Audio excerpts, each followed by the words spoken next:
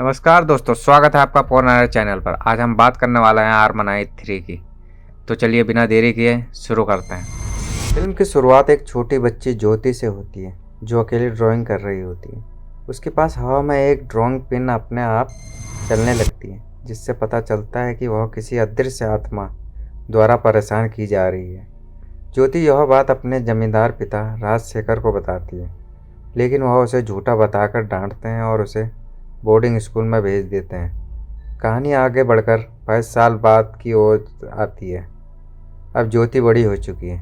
Supreme court के आदेश पर महामंदिर का एक बंद कमरा खोला जाना है, जिसे राजशेखर ने वर्षों पहले बंद करवा रखा था। इस खबर से राजशेखर और एक स्वामी सामी आदि बहुत परेशान दिखाई देते हैं, जिससे साफ है कि उस कमरे में कोई काले राज छिपे हैं। मंदिर का कमरा खुलता है और वहाँ कुछ नहीं मिलता, लेकिन दर्शक एक इंसानी आकृति को कीट पतंगों में तब्दील होकर उड़ते देखते हैं। उसी रात राजशेखर के ड्राइवर दुर्गेश पर किसी दुष्ट आत्मा का हमला होता है और वह पुल में गिरकर मर जाता है। दुर्गेश के अंतिम संस्कार पर ज्योति वापस लौटती है, लेकिन उसके पिता का रवैया अब भी उदासीन और कठोर है। इस दौरान हम कई और पात्रों से मिलते हैं। सर्वानंद एक इलेक्ट्रिशियन है जिसे ज्योति पसंद है। अभिषेक सर्वानंद का चोर दोस्त।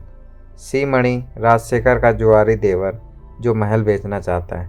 और मानवती सी मणि की पत्नी जिसे उसके रिश्ते खराब हैं। साथ ही राजशेखर की बहन सरला, उसकी बेटी हेमा और हेमा की छोटी बेटी सालू भी है। सालू एक आत्मा के साथ खेलती रहती है, जिसे वह अपने दोस्त ज्योति कहती है। असली ज्योति भी महल में असाधारण घटनाओं का अनुभव करती है। एक रात उस पर उसकी मृत माँ ईश्वरी के कमरे से एक दुष्ट आत्मा हमला करती है, लेकिन ईश्वरी की तस्वीर उसे बचा लेती है। सालू के पिता रवि, जो मुख्य हीरो हैं, अपनी बेटी से मिलने आता है। सालू के दावों और एक चलती कुर्सी को देखकर वह समझ जाता है कि महल में आत्माएं हैं। वह तहकीकात शुरू करता है। ईश्वरी की एक पुरानी तस्वीर में राजशेखर, ईश्वरी और 3 नौकर दिखते हैं। 2 नौकरों दुर्गेश और एक मिडवाइफ के चेहरे बिगड़े हुए हैं और वे हाल ही में मारे गए थे। जल्द ही तीसरे नौकर काली का चेहरा भी बिगड़ता है और वह मर जाता है। रवि को पता चलता है कि 22 साल पहले राजशेखर, सामी आदि और उनके आदमियों ने किसी को चादर में लपेटकर उसी मंदिर के कमरे में बंद कर दिया था। कमरा खुलने के बाद भी मौतें होने लगी थी।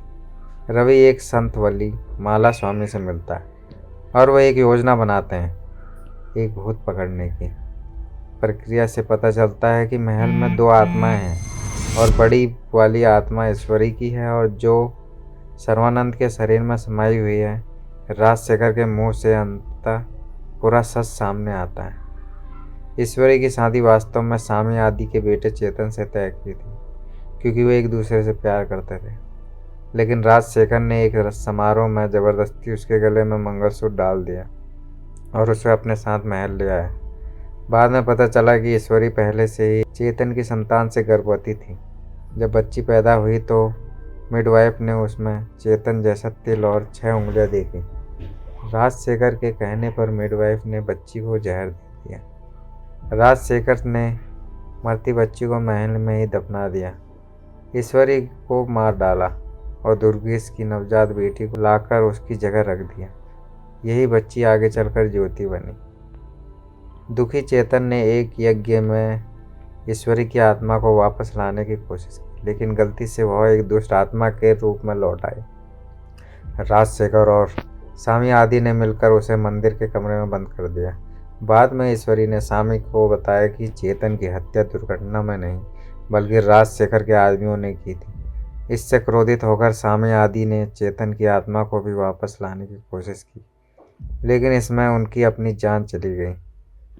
वल्ली माला स्वामी ने बताया कि ईश्वरी को नष्ट करने का एक ही तरीका है, उसे महाद्वीप, एक विशाल मशाल की लपटों में नष्ट करना। इसके लिए उन्हें ईश्वरी की मृत बेटी की आत्मा को महाद्वीप तक लाना था, ताकि ईश्वरी उसके पीछे पीछे वहां आ जाए। रवि और उसकी टीम ने सी मणि के खून, क्योंकि वह कुंवारा था, और ईश्वरी के गाने वाले टेप रिकॉर्डर की मदद से बच्ची की आत्मा को एक कठपुतली में कैद कर लिया और महाद्वीप तक ले आए। जैसे ही ईश्वरी सर्वानंद के शरीर में वहां पहुंची, उसे जादुई रहस्यों से बांध दिया गया। मौका पाकर उसने चेतन की आत्मा को बुलाया, जिसने राजशेखर को मार डाला था। एक जबरदस्त संघर्ष के बाद रवि महाद्वीप को प्रज्वलित करने में सफल होता है। महाद्वीप की पवित्र लौ और देवी के एक शेर के प्रकट होने से ईश्वरी और चेतन की दुष्ट आत्माएं नष्ट हो जाती हैं। अंत में सर्वानंद और ज्योति सुरक्षित बच जाते हैं। रवि विदेश न जाकर अपनी पत्नी हेमा और बेटी सालू के साथ रहने महल चले जाता है। महल में फिर से सद्भाव और खुशहाली लौट आती है और यहीं पर फिल्म समाप्त होती है। तो दोस्तों, आपको आज यह वीडियो कैसा लगा नीचे कमेंट में ज़रूर बताएं। अगर आपको ऐसी मूवी रहस्य समीक्षाएं और विश्लेषण पसंद है तो चैनल को सब्सक्राइब करना और बेल आइकन दबाना ना भूलें, ताकि आप हर नई वीडियो से अपडेट रहें। आज के लिए इतना ही, मिलते हैं अगले वीडियो में नए रहस्य के साथ। तब तक के लिए टेक केयर, धन्यवाद।